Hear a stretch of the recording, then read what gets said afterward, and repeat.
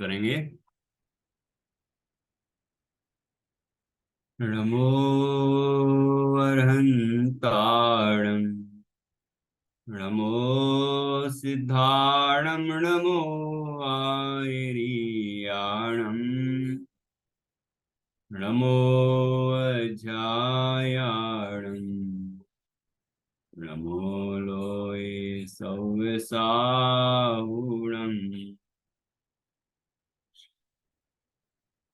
मंगलम भगवान वीरो मंगलम गौतमो गणी मंगलम कुंद कुंदाद्यो जय धर्मोस्तु मंगलम सर्वमंगल मांगल्यम सर्वकल्याणकारकम प्रधानम सर्वधर्माणां जैनम जयतु शासनम जैनम जयतु शासनम।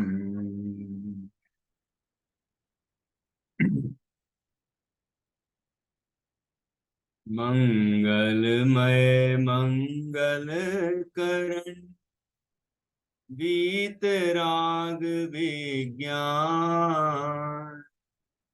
नमो ताहि जाते भय अरहंतादि महा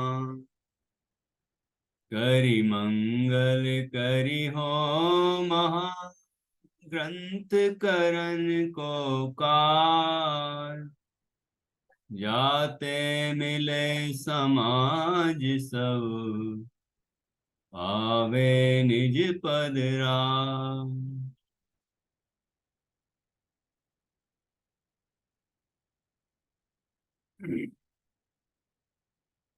आचार्य कल्प पंडित श्री टोडरमल जी द्वारा रचित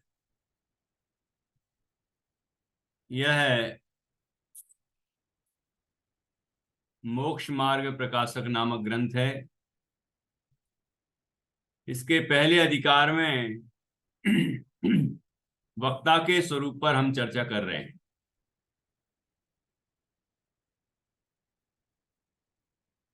जिनवाणी का वक्ता कैसा होना चाहिए,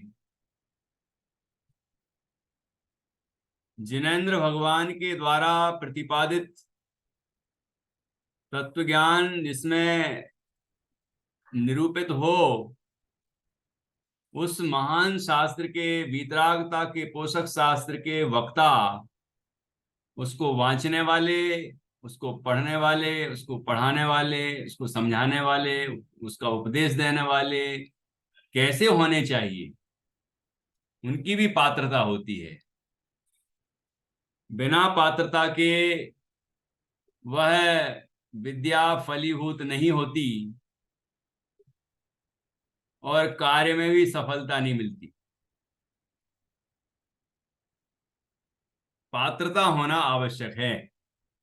तो यहां जो व्यक्ति शास्त्रों को वांच रहा है उसमें कौन से गुण होने चाहिए, उसका क्या स्वरूप होना चाहिए, उसमें कौन सी विशेषताएं होनी चाहिए जिससे उसका वक्तापना सुशोभित होता है, तो उसमें सबसे पहला जो पहले में पहला बिंदु है वह जैन सिद्धांत में, जैन धर्म में दृढ़ हो, जैन धर्म का दृढ़ श्रद्धानी हो, ऐसा वक्ता होना चाहिए। पहली विशेषता, क्योंकि उसे यदि जैन धर्म में दृढ़ श्रद्धा नहीं होगी तो फिर वो अन्य जीवों को जैन धर्म में श्रद्धा कैसे करने में निमित्त बनेगा, उनको रुचि कैसे जगाएगा जब खुद ही को उसकी श्रद्धा नहीं है।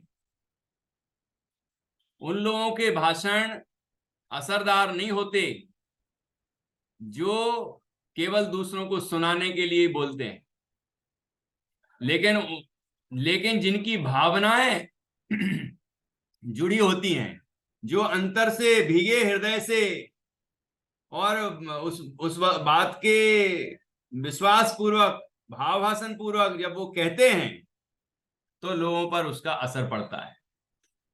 तो पहला बिंदु, पहला महत्वपूर्ण गुण है जैन श्रद्धान में दृढ़ हो। जैन धर्म का दृढ़ श्रद्धान होना चाहिए। दूसरा, क्योंकि यहाँ कहा है कि श्रद्धान ही सर्वधर्म का मूल है। ठीक है, रत्नत्रय वो धर्म है, सम्यक दर्शन, सम्यक ज्ञान, सम्यक चारित्र, चारित्र गुण की और विशेषताएं, उत्तम क्षमा आदि 10 लक्षण धर्म। और इस तरह से अलग अलग अपेक्षाओं से जो अनेक धर्म प्रकट होते हैं वस्तु में, आत्मा में, उन सभी का मूल है, जड़ है सम्यक दर्शन, सम्यक श्रद्धान। यदि श्रद्धान सम्यक होगा तो वो सारे धर्म फलेंगे, फूलेंगे। ठीक है ना। और यदि श्रद्धान सम्यक नहीं होगा तो कोई भी धर्म प्रकट होने वाला नहीं है।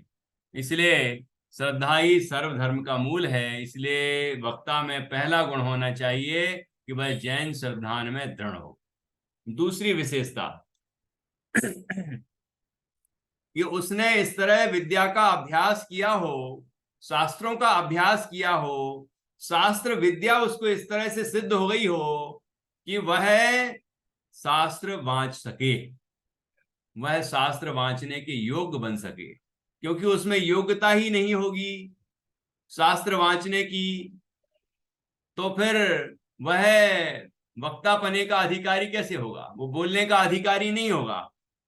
उसे तत्व का मर्म आना चाहिए, उसको बोलने की कला भी होनी चाहिए, उसको उदाहरण भी देना आना चाहिए, उसको तर्क से, युक्ति से वो बात, अपनी बात कहना आना चाहिए। इस तरह की वक्तृत्व कला उसके अंदर होना चाहिए। और वो कैसे प्रकट होती है? विद्याभ्यास से।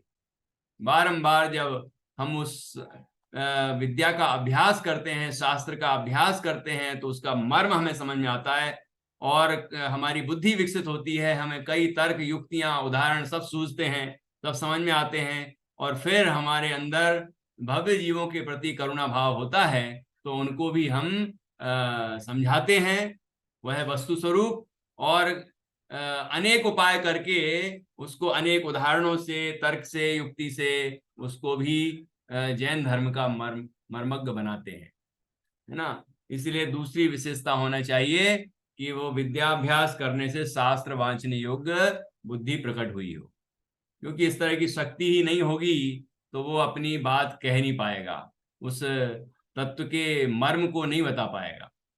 तीसरी विशेषता बताई है कि जिसे, जो सम्यक ज्ञान द्वारा सब प्रकार के निश्चय, व्यवहार आदि जो नए हैं, है ना, नए, उन नयों के द्वारा, उन अपेक्षाओं के द्वारा, उन दृष्टियों के द्वारा कि ये बात निश्चय नय से कही गई है, ये बात व्यवहार नय से कही गई है, इस तरह से उसके अभिप्राय को पहचान कर, उसके जो अंदर जो कहना चाह रहे हैं आचार्य, जो भाव है आचार्य के उन उन वाक्यों का, उन गाथाओं का, वो उसको समझ में आएगा। जब उसको खुद समझ में आएगा तो वो दूसरों को भी उसी तरह से बता पाएगा।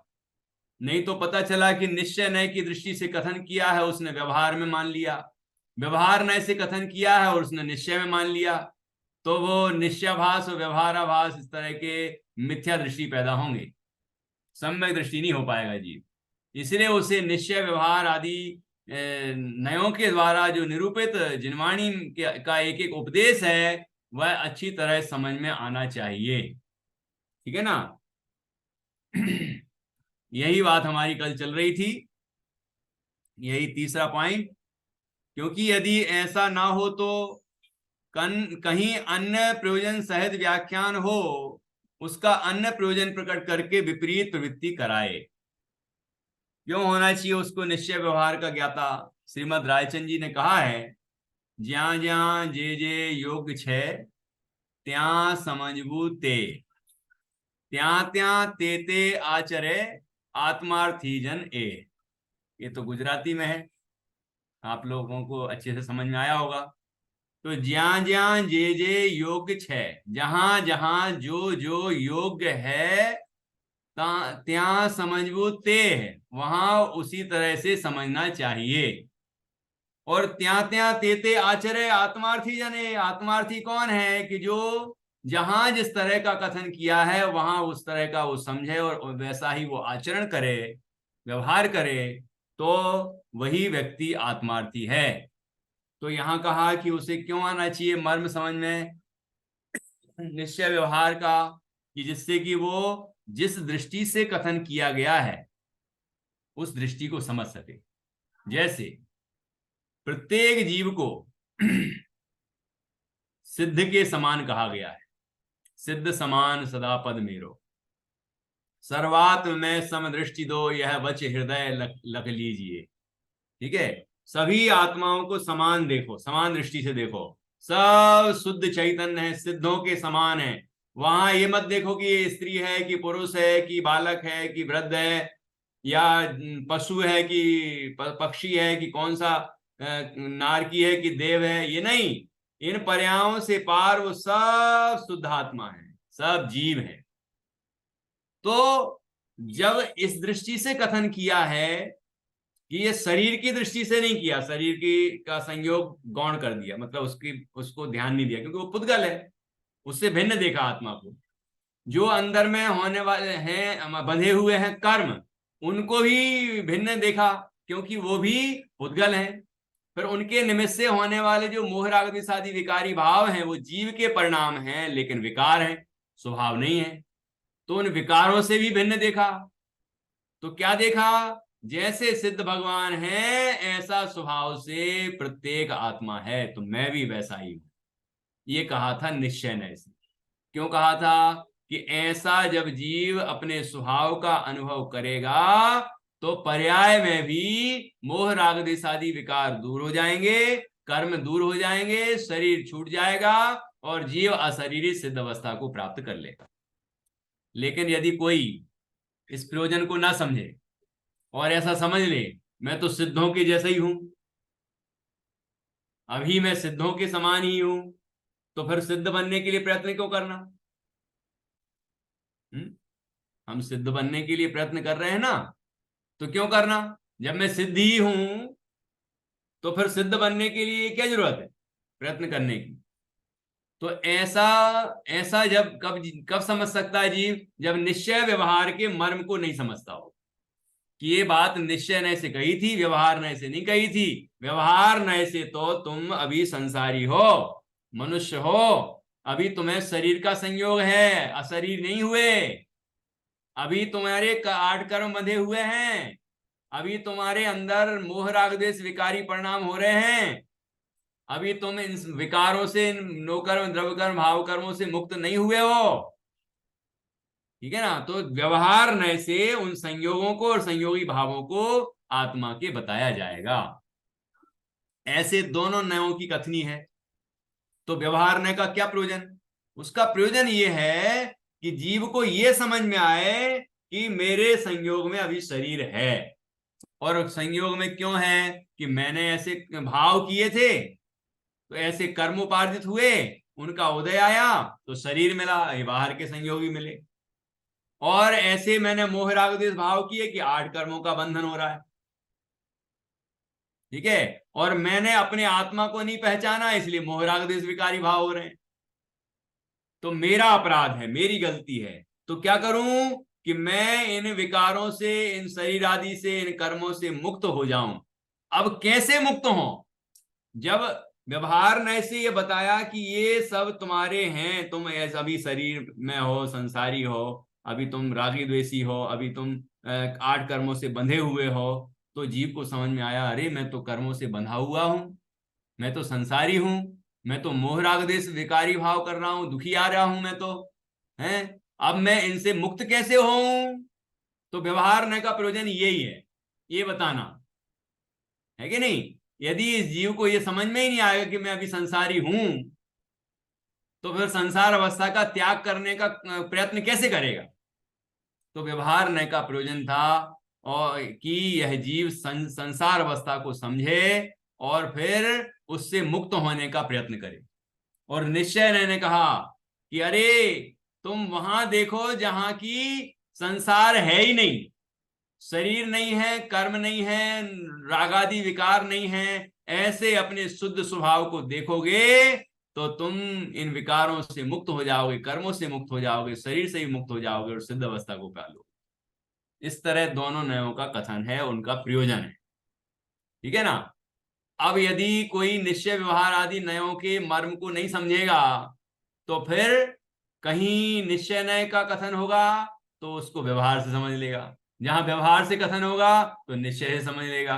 इसलिए जिनवाणी में स्यादवाद पूर्वक कथन किया जाता है, तो किस दृष्टि से कौन सी बात कही है वक्ता को समझ में आना चाहिए। जब उसे समझ में आएगा तो वो श्रोता को भी बताएगा। ठीक है ना। जैसे खौलता हुआ पानी गर्म है कि ठंडा है, ये बताओ। खौल रहा है जो पानी उबल रहा है ऐसा, वो ठंडा है कि गर्म है? गरम। है? गरम है। गर्म है पक्का? हाँ। ऐसा गर्म है कि वर्तमान पर्याय की दृष्टि से गर्म है, मतलब वर्तमान की जो सिचुएशन है, अवस्था है, उस दृष्टि से वो गर्म है, या सर्व प्रकार से गर्म ही है? वर्तमान की। वर्तमान की दृष्टि। क्यों, और कोई दृष्टि से क्या वो ठंडा भी है? हाँ। किस दृष्टि से?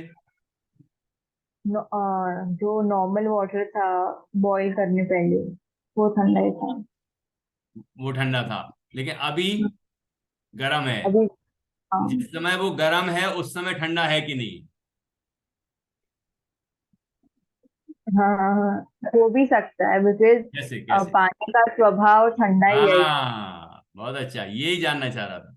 पानी का स्वभाव तो ठंडा ही होता है।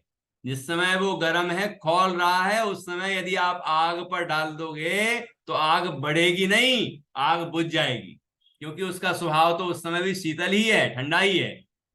तो अब हमने ये बात समझी कि पानी खौलते हुए अवस्था में भी स्वभाव से शीतल है। अब इससे क्या फायदा? खौल रहा है ये भी जाना, और स्वभाव से ठंडा है ये भी जाना। दोनों से क्या फायदा?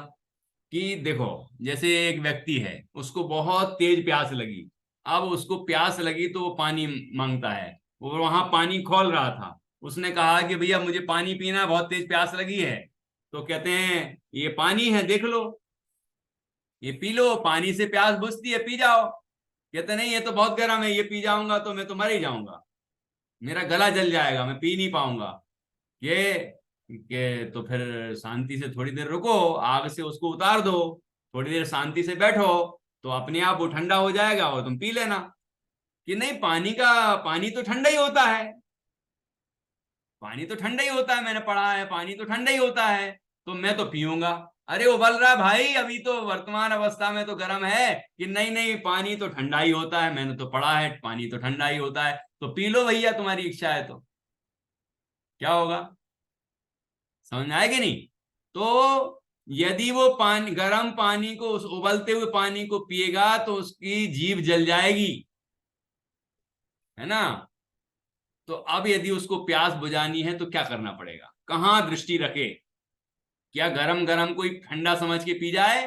कि नहीं, स्वभाव से शीतल कहा है, वर्तमान अवस्था में कभी शीतल होता है कभी गर्म होता है। तो अभी वो खौल रहा है, उबलती हुई दशा है, तो अभी तो पर्याय में गर्म है वो, तो अभी नहीं पीना। लेकिन क्या करें, अब धैर्य किस बात से आता है व्यक्ति को? कि अरे स्वभाव तो शीतल ही है इसका। वहां जब देखता है तो थोड़ी निश्चिंतता आती है, वो सोचता है कि मतलब मेरे पीने लायक भी हो सकता है, अभी नहीं है लेकिन हो जाएगा। तो वो उतार के रख देता है और थोड़ी देर इंतजार करता है, या और दूसरे उपाय करता है, और किसी भी तरह से वो पानी थोड़ी देर में ठंडा हो जाता है, और फिर उसको पी के अपनी प्यास बुझा लेता है। तो उसने कहाँ देखा? उसके स्वभाव को देखा, उसका स्वभाव शीतल होता है ऐसा विश्वास किया। तो थोड़ी देर बाद क्या हुआ, उसने उपाय किया कि गर्म उससे आग से हटाया उसको। ठीक है। तो वहां पर धीरे धीरे वो शीतलता को प्राप्त हो गया, और उसने पी लिया, उसकी प्यास बुझ गई। ख्याल में आएगी नहीं यार? गर्म अवस्था में पी लेता तो जीभ जल जाती, मुंह जल जाता, और वो सोचे गर्म को देख के कि गर्म ही होता है पानी, ऐसा भी तो कोई सोच सकता है ना। खौल रहा है, उसने खौलते हुए पानी को देखा, जैसे बच्चा है ना, बच्चे को यदि गर्म पानी में हाथ डलवा दिया जाए तो वो दोबारा फिर ठंडे पानी को भी छुएगा नहीं। एक कहा है कि जो दूध का जला छाछ को भी फूंक फूंक कर पीता है, ऐसी कहावत है। ऐसी वो उसने ये समझ लिया कि पानी तो गर्म ही होता है, तो अभी गड़बड़, क्योंकि वो पर्याय में गर्म है, स्वभाव से तो ठंडा है, तो निश्चय से ठंडा है, व्यवहार से गर्म है कि नहीं, वर्तमान अवस्था में गर्म है। तो अब वो यदि उसको गर्म ही मान ले तो भी प्यासा मरेगा, क्योंकि पी नहीं पाएगा। और सर्वथा ठंडा मान के गर्म उस खौलते हुए पानी को पी जाए तो भी उसका नुकसान होगा। तो फायदा किस बात में होगा कि वो ये समझ ले कि उसका स्वभाव तो शीतल है, और वहां से उस संयोगों से हटाएगा आग से, और थोड़ी देर इंतजार करेगा तो धीरे धीरे वह पानी अपने स्वभाव की ओर ढल जाएगा और उसका स्वभाव प्रकट हो जाएगा, और वह ठंडक उसकी जागृत हो जाएगी और वो पानी पीकर प्यास बुझा लेगा। ठीक है ना। ऐसे यहाँ पर भी है, वर्तमान पर्याय में जीव संसारी है, कर्मों से बंधा है, शरीर से संयुक्त है, रागादि विकारी परिणाम भी हो रहे हैं, काम क्रोध के परिणाम हो रहे हैं, है ना। तो ये सारे विकार हो रहे हैं वर्तमान अवस्था में। यदि कोई सर्वथा ही आत्मा को सिद्ध समान मान ले तो वह इनको दूर करने का प्रयत्न ही नहीं करेगा। और कोई यदि सदा सर्वथा अपने को संसारी और दुखियारा ही मान ले तो भी वह सुखी होने का प्रयत्न नहीं करेगा, तो दोनों ही संसार में घूमते रहेंगे। संसार से मुक्त कौन होगा कि जो ये समझेगा कि वर्तमान अवस्था में मैं विकारों से युक्त हूं, लेकिन मेरा स्वभाव इस समय भी परम पवित्र है। मैं अपने स्वभाव की दृष्टि करूं तो ये विकार अपने आप दूर हो जाएंगे। दूर क्या हो जाएंगे, प्रकट ही नहीं होंगे, पैदा ही नहीं होंगे, और मैं संसार के दुखों से मुक्त होकर सिद्ध अवस्था को पालूंगा। इस तरह वो उपाय करता है तो उसके विकार दूर हो जाते हैं और शुद्ध स्वभाव प्रकट हो जाता है, वो भगवान बन जाता है। ठीक है ना। इस तरह से यहाँ पर ये तीसरा पॉइंट जो बताया गया है कि वक्ता को निश्चय व्यवहार आदि का अच्छी तरह ज्ञान होना चाहिए, जिससे कि वह जिनवाणी के मर्म को समझ सके, और कहाँ किस दृष्टि से कौन सी अपेक्षा से कथन किया गया है, उसको जब उस मर्म को समझेगा तो अपने श्रोताओं को, अपने जो उसको सुनने आए हैं, है ना, जो भव्य जीव हैं, उनको भी उस शास्त्र का यथार्थ प्रयोजन बताएगा, है ना, तो उन जीवों का कल्याण होगा। चौथा बिंदु बहुत महत्वपूर्ण है, सबसे ज्यादा महत्वपूर्ण है। देखिए क्या लिखा है। पुनश्च वक्ता कैसा होना चाहिए कि जिसे जिन आज्ञा भंग करने का भय बहुत हो। आप कहेंगी, जिया कहेंगी कि अभी ये भय तो अच्छी बात नहीं है, लेकिन उसे तो बहुत डर लगता है। डरना कोई अच्छी बात है क्या? जैन दर्शन है ये, कथनचित डर अच्छी बात है, वो कथनचित डर बुरी बात है। पाप से जैन धर्म, डरना। हाँ जैन धर्म में डर हो वो अच्छी बात है, पर कोई और की दृष्टि से बुरी बात। हाँ देखो, वही दृष्टि है ना, कि भाई यदि हम पाप से नहीं डरेंगे तो पाप करते रहेंगे, तो पाप से डरना है। पाप से डरना है का मतलब पाप, पाप से इसीलिए डरना है क्योंकि हम पाप से मुक्त तभी होंगे, है ना। संसार से डर नहीं लगेगा जीव को तो संसार में ही सुख खोजता रहेगा, वही मस्त रहेगा। संसार से भयभीत होगा कि मुझे अब नहीं घूमना है संसार में, मुझे तो परमात्मा बनना है, तो वह परमात्मा की राह पर चल देगा। तो डर डर डर था ना वो, तो इस तरह का डर जरूरी है। यहां लिखा है जिन आज्ञा भंग करने का भय बहुत, बहुत डरते हैं वो। वक्ता को बहुत डरना चाहिए किस बात से? जिन आज्ञा भंग करने से। मतलब जिनेंद्र भगवान ने जिनवाणी में जिस दृष्टि से जो बात कही है उसको वही अच्छी तरह से समझे और समझ के वही बताए, किसी भी तरह से किसी भी प्रयोजन से वह जिनवाणी के तत्व का प्रतिपादन, सिद्धांतों का प्रतिपादन अन्य प्रकार से ना करे, किसी अपने प्रयोजन से, अपनी जगत बढ़ाई के लिए, कहीं मान प्रतिष्ठा के लिए, या पता नहीं क्या क्या कारण हो सकते हैं, उसके लिए वह किसी भी कारण से जिन आज्ञा को भंग ना करे। क्योंकि कहा गया है कि जिन आज्ञा को भंग करने वाला निगोद में जाता है। निगोद कैसी पर्याय होती है? निगोद पता है आपको? जैसे कि आलू, आलू होता ना, आलू में सुई चुभोई, है ना, चुभोना भी मत नहीं तो बहुत सारे जीव मर जाएंगे, एक उदाहरण है। तो उस सुई की नोक पर, एकदम नोक जो होता है ना, उस पर कितने जीव हैं आपको पता है? अनंत अनंत जीव है। और कितने अनंत है पता है? 3 काल में उतने सिद्ध भी नहीं होंगे, इतने अनंत। अनंत अनंत सिद्ध हो चुके हैं, अभी भी सिद्ध हो रहे हैं, आगे भी अनंत काल तक सिद्ध होते रहेंगे। उससे भी ज्यादा अनंत गुणे जीव उस उतनी सी जगह में हैं। कितने सूक्ष्म होंगे आप सोचिए। एक श्वास में 18 बार जन्म और मरण करते हैं।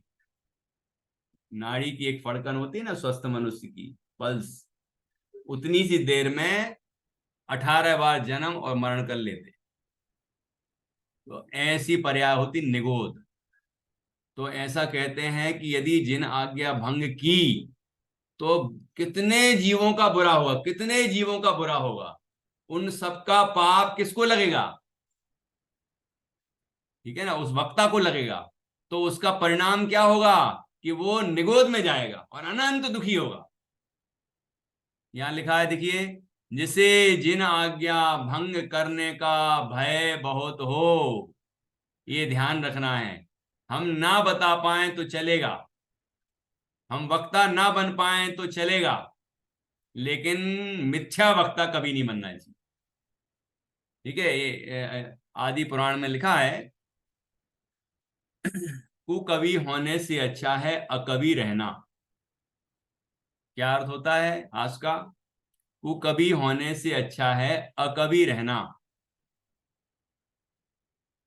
कुकवि अर्थात होता है मिथ्या कवि, जो मिथ्या, गलत उद्देश्य से कविताएं करता है, लोगों के अंदर पाप बढ़ा देता है, काम भावनाएं बढ़ा देता है, विकारों को बढ़ाता है, इस तरह की कविताएं लिखता है ना, तो वो कुकवि है। कुकवि है वो। ठीक है, कुशास्त्रों को लिखता है, कुकवि है वो, मिथ्यात्व का पोषण करता है, कुकवि है वो। तो आचार्य कहते हैं कुकवि बनने से अच्छा है अकवि रहना। अकवि का अर्थ होता है कि भैया कविताएं करना नहीं आती हमें, इसलिए हम नहीं कर पा रहे हैं, तो कोई बात नहीं, चलेगा, लेकिन मिथ्या कविताएं तो मत करो। यदि आप जिनवाणी का मर्म समझ तो गए हैं, लेकिन आप बोल नहीं पा रहे हैं, आपके अंदर वक्तृत्व कला नहीं है, तो कोई बात नहीं, मत बोलो, अपना कल्याण करो। लेकिन जो बोलो जिनवाणी के अनुरूप बोलो। ठीक है ना? ऐसा नहीं होना चाहिए कि हमारे जैसे कभी कभी ऐसा होता है ना, कोई प्रश्न आप लोग कर लें ऐसा, कि हमें मान लीजिए कोई कंफ्यूजन हो रहा हो या नहीं आ रहा हो, तो हम कुछ ना कुछ कह दें, कुछ ना कुछ कह दें। क्या क्यों? हम ये सोच सकते हैं कि अरे यार, यदि हम नहीं जवाब देंगे तो ये लोग सोचेंगे यार इनको तो कुछ बात ही नहीं। तो ऐसे भाव से यदि हमने झूठ बोल दिया, असत्य प्रतिपादन कर दिया, तो महादुख होंगे, महादुख मिलेंगे। तो क्या करना उस समय भैया? जिनवाणी अथाह है, जिन शास्त्र अनंत हैं, अंतोणत्थुई सुईणम कालो थो वयम च दुम्या तम नवर सिख्यव्यम जी जर मरण खयम कुणदी। इसका मतलब यह है, शास्त्रों का अंत नहीं है और जीवन थोड़ा है, इसलिए उस थोड़े से जीवन में वह विद्या सीख लेना चाहिए जिससे हमारे जन्म मरण का अभाव हो जाए, हम अपने को पहचान लें और हम परमात्मा बन जाएं। बस इतनी विद्या सीखना है। ठीक है ना? तो शास्त्रों का अंत नहीं है, इतनी सारे शास्त्र हैं, इतनी अपेक्षाओं से कथन है। अब हम मान लीजिए नहीं समझ पा रहे हैं या नहीं समझा पा रहे हैं, तो चुप रह सकते हैं ना, कि भाई हमें नहीं आ पा रहा है, हम कोशिश करेंगे आगे। और हमारे जो विशिष्ट विद्वान हैं उनसे चर्चा करेंगे और शास्त्रों में अध्ययन करेंगे, तब जाके हम आपको बता पाएंगे। तो ये बड़ी हमारी कोशिश होगी, बताने की कोशिश करेंगे, आप भी विचार करना। ये तो विनम्रता है और ये अहंकार है कि अरे पूछो जो पूछना है और कुछ भी बता देंगे। क्योंकि श्रोताओं को तो हीन बुद्धि है, लिखा था ना ऊपर, उनको तो समझ में आता नहीं ज्यादा, उनने तो इतना पढ़ा नहीं है। वो तो मान भी सकते हैं कि हाँ ठीक है, अब ये कह रहे हैं तो हो गई, हमारे गुरुजी हैं, वो तो कहेंगे तो ठीक ही कहेंगे, तो वो मान भी लेंगे। लेकिन हमें तो पता है ना कि हमने गलत बोला है। और नहीं भी पता हो तो वो कर्मों को तो कोई पक्षपात नहीं होता। इष्टोपदेश में लिखा है कि पुद्गल को कोई पक्षपात नहीं होता। पुद्गल कर्म है ना, वो ये नहीं सोचता एक बच्चे ने क्रोध मान माया लोभ काम आदि के विकार कोई भी विकृति की हो, 5 पाप किए हो, तो ये बच्चा है भैया, कोई बात नहीं, चलता है। नहीं नहीं, कोई नहीं चलता। बच्चा यदि गर्भ में है माँ के और उस समय भी उसके मन में विकार आता है, तो उससे भी उसको पाप का बंध होता है। जैसे कर्म का भाव आते हैं वैसे कर्म बनता है वहां भी। ठीक है। तो पुद्गल को कोई पक्षपात नहीं कि बच्चा है कि बूढ़ा है कि जान के किया कि अनजाने में किया। ठीक है ना। हमने जो विकार किया उसका फल हमें भुगतना होगा, उसके कर्म हमें बंधेंगे। ठीक है ना। इसलिए बहुत सावधानी रखना चाहिए, बहुत ज्यादा सावधानी। यदि हम वक्ता हैं तो हमारी बहुत बड़ी जिम्मेदारी है। ठीक है। तो देखिए पुनश्च वक्ता कैसा होना चाहिए कि जिसे जिन आज्ञा भंग करने का भय बहुत हो, है ना, डर लगता हो कि भैया गलती ना हो जाए हमसे। जैसे हम गाड़ी चला रहे हैं तो डर डर भी रहता है ना, सतर्कता आती है, सावधान रहता है कि हमसे यदि गलती हो गई तो यहाँ जो 10 लोग बैठे ना ये भी मरेंगे, इनका भी एक्सीडेंट हो जाएगा। तो उसे बच बच के चलता है, सावधानी से चलता है, पूरी सतर्कता से चलता है। उससे यदि इतनी सी चूक हो गई तो उसकी भी जान जाएगी और इतने सारे लोगों की भी जान जाएगी। बताओ, इतनी बड़ी ट्रेन, इतने हजारों लोग बैठे रहते हैं और एक व्यक्ति के हैंडल एक व्यक्ति उसको हैंडल करता है, यदि उसने इधर से उधर कुछ भी गड़बड़ कर दिया तो इतने लोगों की जान खतरे में पड़ जाएगी। वो तो इतने लोगों की जान खतरे में पड़ेगी। यदि यहां उसने जिन आज्ञा भंग कर दी तो अनंत जीवों की जान खतरे में पड़ जाएगी। मतलब अनंत जीव इस संसार में भ्रमण करेंगे, दुखी होंगे और नरक निगोद में जाएंगे। इसलिए बहुत बड़ी जिम्मेदारी है, हमें जो यथार्थ है वही समझना है और वही समझाना। ठीक है ना। तो चौथा चौथा गुण कौन सा होना चाहिए वक्ता का? वक्ता कैसा होना चाहिए कि जिसे जिन आज्ञा भंग करने का भय बहुत हो। सबको याद करना पॉइंट्स, क्योंकि ऐसा नहीं हो तो कोई अभिप्राय विचार कर सूत्र विरुद्ध उपदेश देकर जीवों का बुरा करे। कोई अभिप्राय विचार कर, क्या इंटेंशन है, क्या इरादा है कि मेरी मान बढ़ाई हो, मैं कुछ अलग कहूं, मैं कुछ ऐसी बात कहूं कि दुनिया में लोगों ने सुनी नहीं हो। अरे तुम कौन से सर्वज्ञ हो?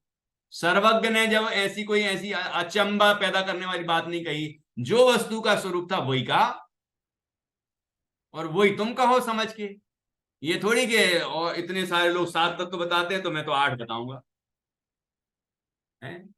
इतने सारे लोग 6 द्रव्य बताते हैं, जिनवाणी में 6 द्रव्य कहे हैं, मैं तो 7 बताऊंगा। तो मैं कुछ विशेष हो जाऊंगा, दुनिया कहेगी वाह यार इनने तो नया तत्व खोजा।